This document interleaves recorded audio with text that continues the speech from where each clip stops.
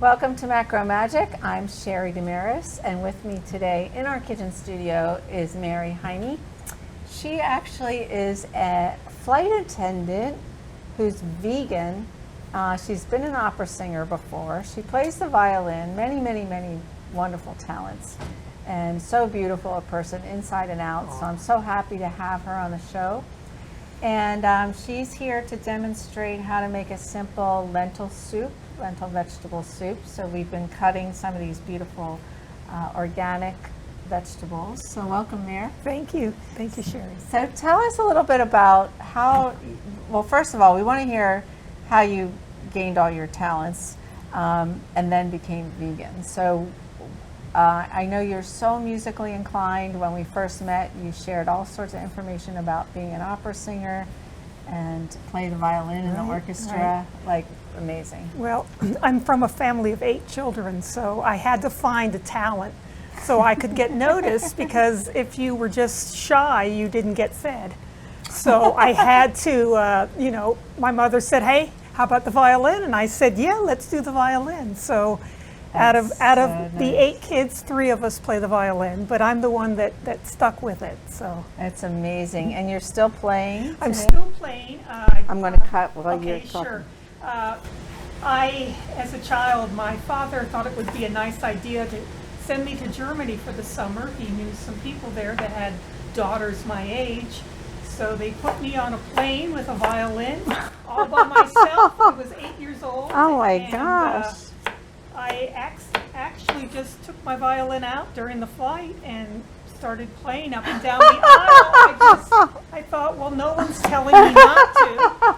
So the passengers were all very complimentary. And that was your first step into being a flight attendant. That's correct. I developed the love of flying and going around the world. So oh my gosh, that's a beautiful story.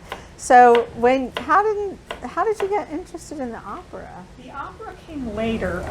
My mother had a beautiful alto voice, and I just started singing early musicals, and I would play the records, and I'd sing in front of the mirror, and I'd have my mom come upstairs, and I would just sing my heart out for her, and I would sing on the swing set, and I just loved music so much that I was always doing that.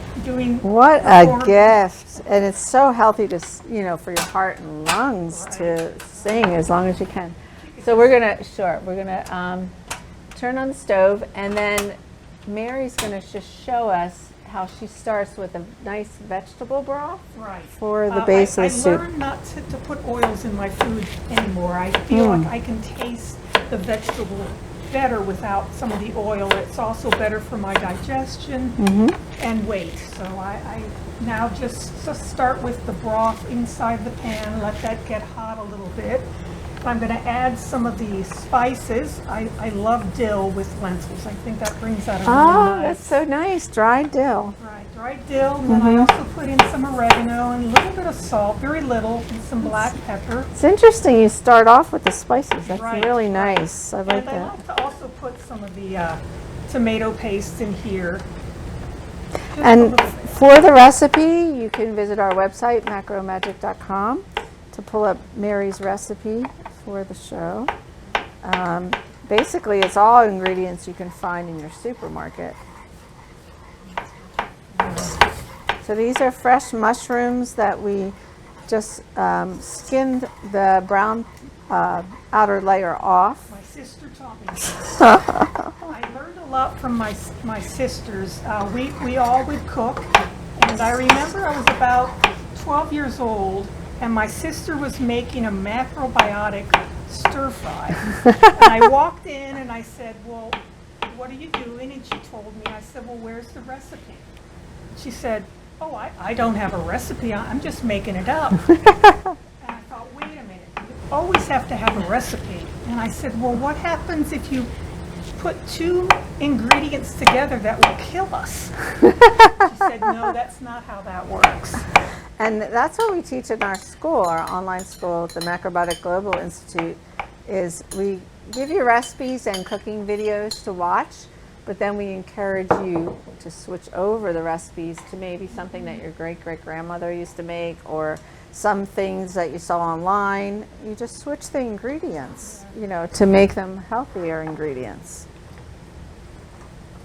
So tell us a little bit about what it's like to be a flight attendant and trying to eat healthy, because I know some of the airports are switching over to a little bit of vegan in their restaurants, but not all of them. The hard part for me, I think, is finding food on the airplane. A lot of flight attendants, and myself included, I'll make a brown rice stir fry and I'll pack that up, or I'll bring some fruit with me to eat. Apples are always easy to travel with, and the food that they serve is very heavily salted and a lot of sugar and fat to give it the flavor, because on the airplane with the pressurization, everything tastes very bland. So they have to put a lot of salt and a lot of sugar and a lot of oil in our food. Wow.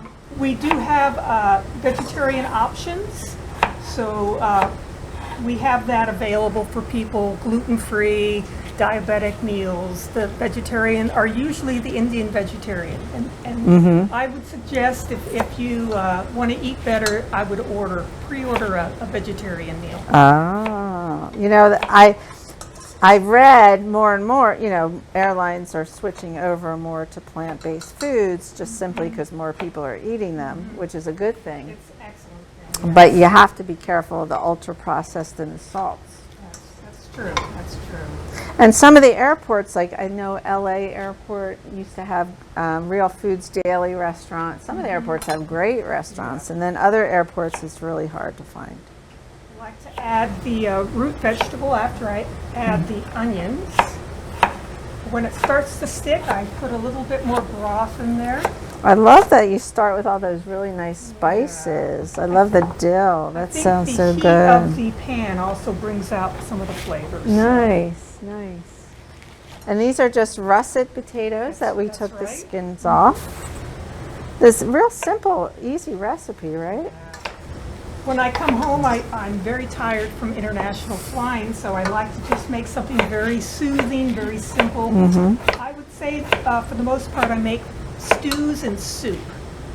And it'll last, many days. Couple days. Yeah, a couple days. And this is perfect for a light dinner.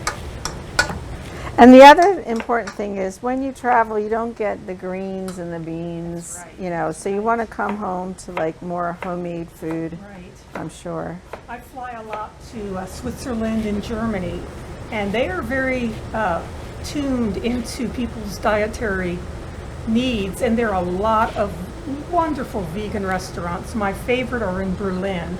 Oh, and my goodness. Switzerland also has some beautiful restaurants. So I will sort through the books and to find out where I can find a healthy dinner. Sweet. Did when you go to these places too, do you have a sense that in Europe there are more plant-based people there, or? I feel that they're more in tune with their health. One good thing about Germany, they don't put GMO in their food. GMOs. I mean, they don't use the vegetables that have the GMOs. A lot of things are in all restaurants, or just plant-based? Well, I'll say all restaurants, except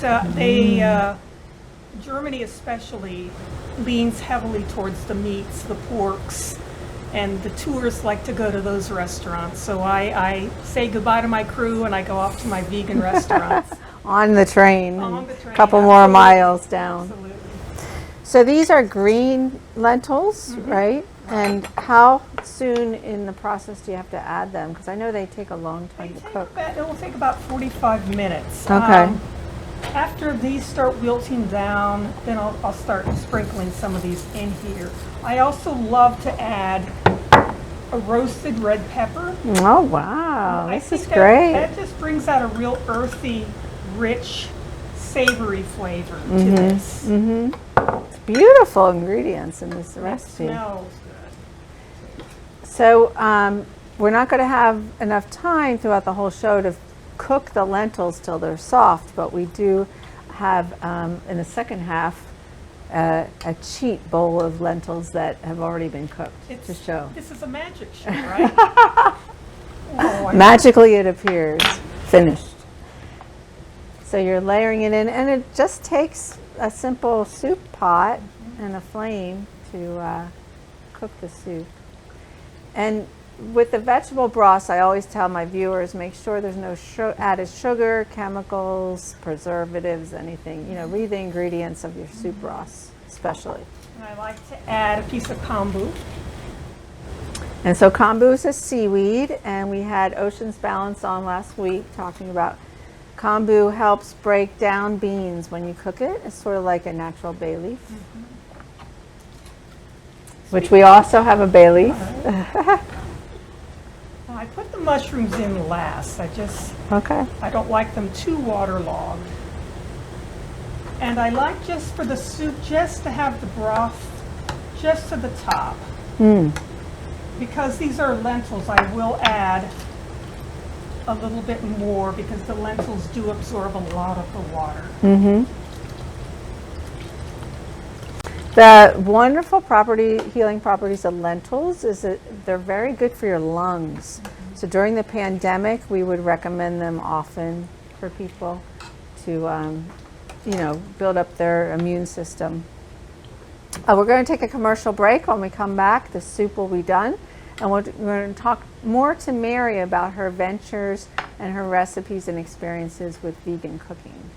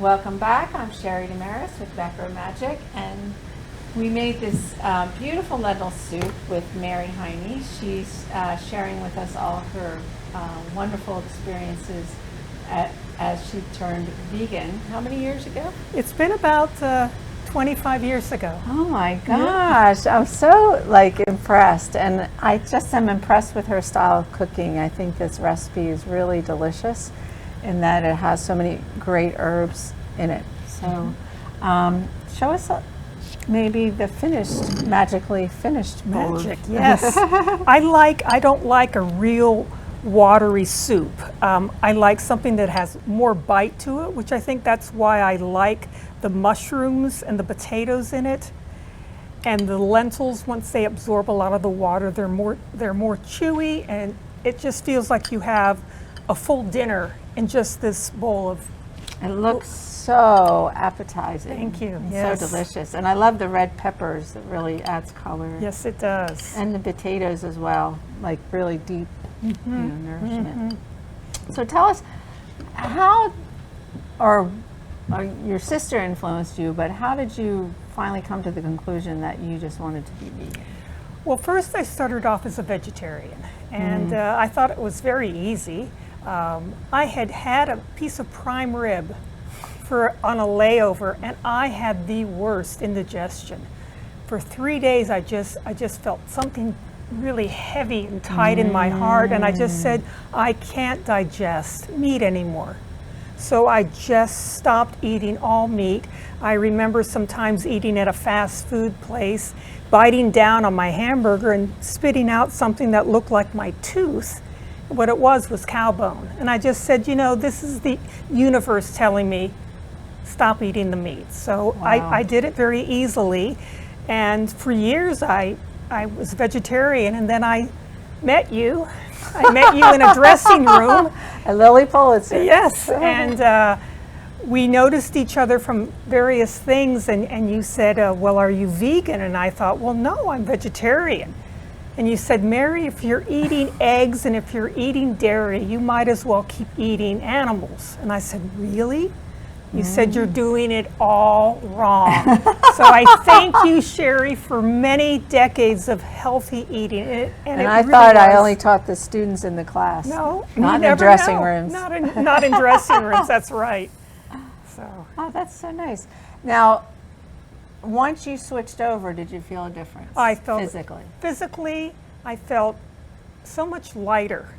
And I think, especially I was singing then, and the dairy would develop a phlegm on my singing. So it was very important to stop with all the dairy consumption and just go to plain water. And it just helped your voice. Yeah, my voice. Wow. Yeah. Wow. And what about your energy level, like going on airplanes? And I felt more energetic, and I could sleep better also. Not having the dairy slow me down, the eggs. So it was a wonderful transformation, and I wish I had done it much earlier. And when you were on the airplane watching people, maybe what they decide to order to eat, and then seeing their condition, do you see any, or do you talk to anyone else, like fellow workers or anything like that?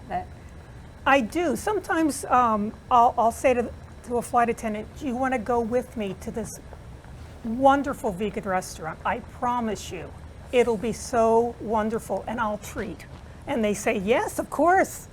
And they talk about that restaurant, and they go to that restaurant every time they're in that city. Wow. My other friend, Mary McCabe, who's been on the show like 3 or 4 times, passes Colin Campbell's book out. Oh, she does. Yeah, that's the China great. study to a number of people, on the airline if they ask her questions. Colin Campbell's the one that got me to stop putting oil on my food. So. Yeah, he's oftentimes on the show. He's in our film documentary, The Spirit of Rice, and he's this wonderful teacher, of nutrition that doesn't want to just follow, the regular system and really wants people to wake up. And what's so nice about Colin Campbell, he's very laid back, and he's a very soft-spoken person. He's not forcing anyone to follow the vegan diet, and I find that that's the right approach. I also don't do that to people. If they want to listen to me talk about how much better that I feel,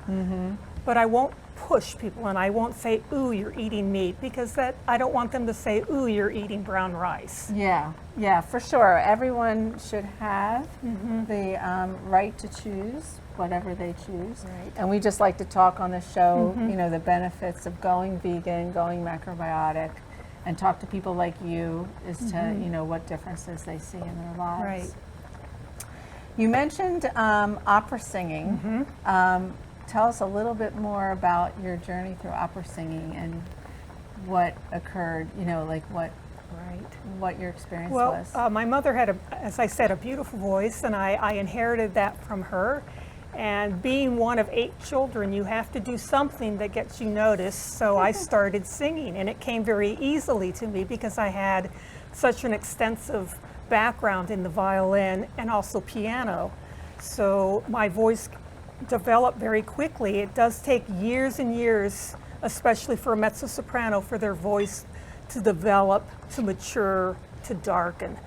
But I did sing for many years in the Philadelphia area, and I also sang in Europe, and they were wonderful experiences. Well, Michio Kushi, in every consultation that I scribed for, he's the founder of Macrobiotics, when he would meet with people wanting, a consult on their health condition, he'd end each consult with sing a happy song.